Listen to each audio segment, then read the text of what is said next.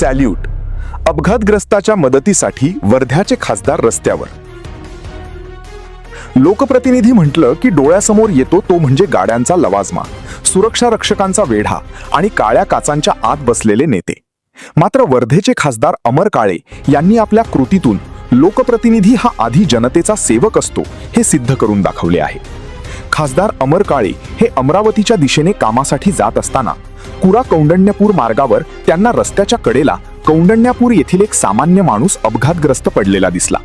दुपारचे कडक ऊन आणि वर्दळीचा रस्ता असूनही अनेक जण पुढे निघून जात होते.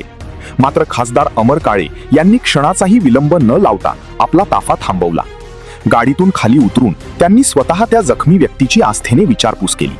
तातडीने कुरा पोलीस ठाण्याशी संपर्क साधून घटनेची माहिती दिली आणि रुग्णवाहिका पाचारण केली.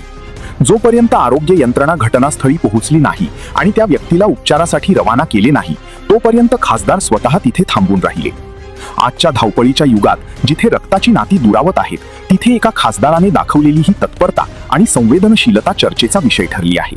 सत्ता आणि पद येत जात असतं, पण माणुसकी टिकवणं महत्वाचं आहे.